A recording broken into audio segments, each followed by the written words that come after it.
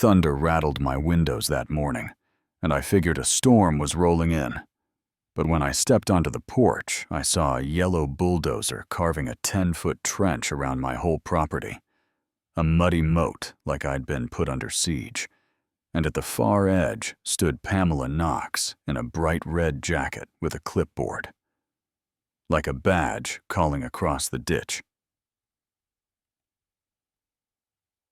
No access until dues are paid, and I remember thinking real clear, if she wanted a war over paper, well, paper is the one thing I know how to use. I didn't move back to Cedar Hollow for drama. I came for quiet. 3 acres my folks bought before anyone dreamed up an HOA, a windmill, that whines when the evening breeze shifts a porch swing, that complains and keeps swinging anyway, and a little barn where I drink coffee and pretend I can fix everything with a wrench and a weekend. And for a while, I had that peace. Early walks along the fence line, the smell of mesquite after a light rain, until the letters started stacking up like traffic cones near resident remit, $140 within 30 days, and I wrote back, polite. Not a member not paying. Then came the dawn knock. That wasn't a knock at all, because Pamela didn't bother. She just planted herself in my driveway at 6 a.m., heels clicking, 2 committee friends posted on her flanks like security, sir. Hayla, you're non-compliant, unauthorized livestock. $500, also your mailbox isn't our model, also your house. Color is not the approved beige, and I said what any grown adult would say on his own land. Show me where you have jurisdiction. Deed, survey, anything. And she smiled that tight smile people wear when they expect you to fold. We have records. Then turned on her heel and left a pink fine slip fluttering in the wind like a cheap flag. After that, it was drip torture. Spray paint across my gravel spelling violation. In block letters, notes taped to my gate about compliance reviews, orange tags on the windmill for being an unapproved structure, and I kept telling myself to be calm because I know my own weakness. I swallow slights, let people talk over me, convince myself it's easier to go quiet than to push back. But I'd stand there some mornings with those pink slips shining in the sun and feel something tightening in my chest that wasn't fear. It was insult. The morning they dug the excavator's bucket clipped my irrigation line, and a clean ribbon of water carved through the dirt. I asked the foreman who hired him, and he pointed his chin at the clubhouse like it was obvious.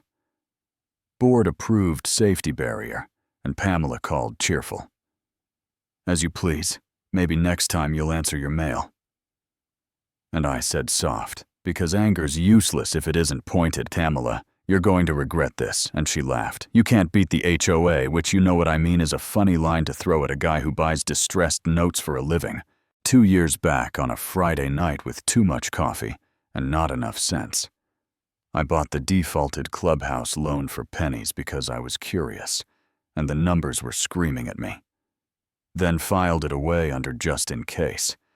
And when that trench bit into my driveway, I called my attorney, Dana Ruiz, and said, pull the Cedar Hollow note, and by sundown, she was chuckling through the phone. 18 missed payments assignments clean. You own their debt. We can file notice of default today. And I said, do it then. I walked to the clubhouse under porch lights and moths, and the kind of heat that sticks to your shirt. And I put a manila folder on a plastic table in front of Pamela and her lieutenants. This building, that pool, they sit under a loan. I hold, remove the trench by Friday, or I move to foreclose, and Pamela didn't blink. Just hissed, you're bluffing. And I tapped the county stamp like a metronome, instrument numbers right there. Call, counsel, I'll wait. And for the first time, her fingers tightened on that clipboard, like she finally felt its weight. If this were neat, That would have ended it, but HOAs don't do neat. They do posts and whispers. And the next morning, someone put my face on the neighborhood Facebook group under dangerous non-compliant resident. And the comments poured in. He refuses rules. He'll tank property values. He's aggressive.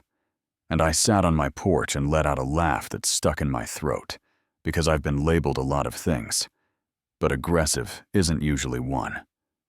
Then I opened my laptop and sent a very boring, very polite email to every owner with public filings attached. Payment histories, assignment, chain meeting minutes with admin bonuses for the board when dues went up and maintenance went down. And by lunch, I had neighbors on my porch telling stories I wish weren't true misses. Dalton, with a $200 fine because her grandson scuffed a sidewalk with a bike. A young dad with a tow receipt because his truck's factory paint didn't match standards, and you could feel the neighborhood shifting on its axis. You could feel folks realizing the rules weren't about order. They were about control. That afternoon, someone hammered "No trespassing" HOA property signs into my fence line, and Deputy Morales came out. Took one look at the trench and the stakes and said, he's the property owner. Stepped back while Pamela worked her smile like a stress ball. And I learned something important right then. Loud doesn't beat lawful paper does. Donna filed notice of default and intent to foreclose. Certified and stamped, then dragged me to a public Q&A at the county auditorium, where she clicked through county records like a metronome, while reporters pretended not to record, and Pamela called it misinformation, until a younger board member, Grant Liu, raised his hand and said, "Careful and clear. You told us last quarter the loan was satisfied, and an owner down front lifted a stack of fines and asked where all the money went, and that's when I stopped being the villain of the Facebook page and started being the mirror they had to look into." Which, yeah, that happened. Pamela still tried to flex, sent a private security crew to inspect my fence, scheduled a disciplinary hearing in the clubhouse with a banner that read, "Protecting Cedar Hollow Integrity," which is brave branding for a building sitting under my deed of trust. And she started the meeting like a judge. "Hail, you've endangered community unity. You will retract statements, remove notices, and apologize." And Dana slid a stack of documents across the table without looking up. "This building is under a defaulted deed of trust assigned to my client and their lawyer. Offered 20 grand. Like he was buying used furniture, and I laughed once and said nothing because the ledger on the last page said 400,000 and change, and you could actually hear the air change, people gasping, someone whispering, "Oh my God." Then Grant stood like a man who's done being small and said, "I move to remove Pamela Knox as HOA president, effective immediately," and hands rose like a wheat field in a sudden wind heaved to two. Pamela slammed her chair back and stormed out. But the lobby had already filled with county investigators and 2 plainclothes officers who've waited their whole careers to do a job.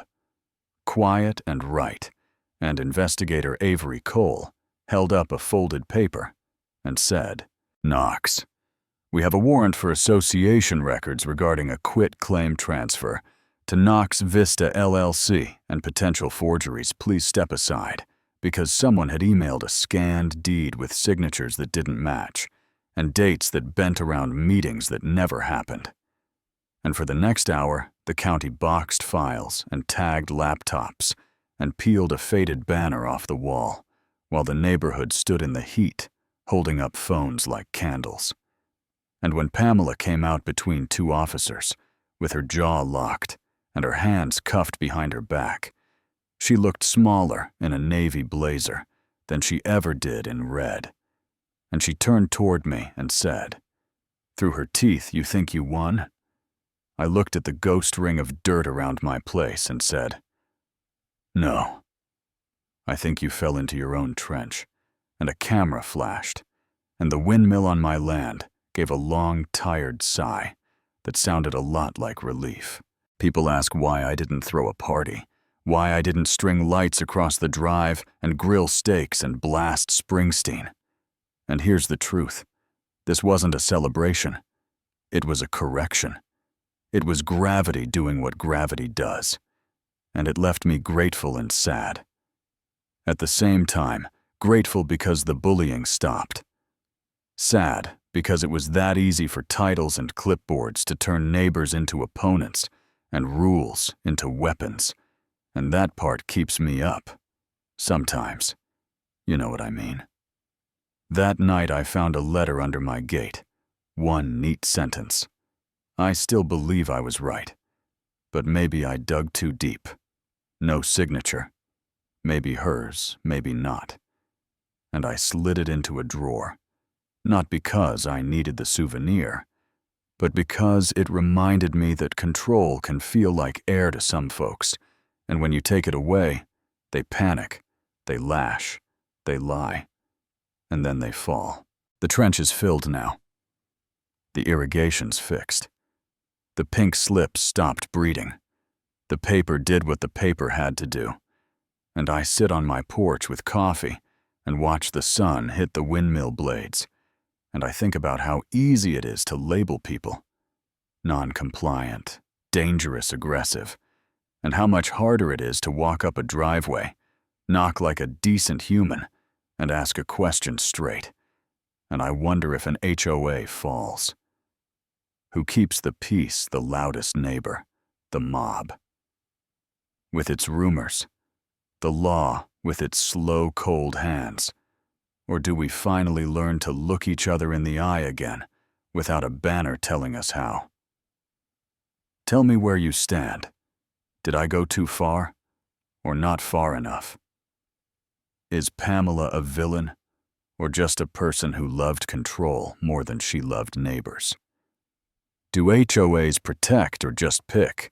Drop your city, your stories, your lines in the sand. And be honest, because land remembers what we put into it.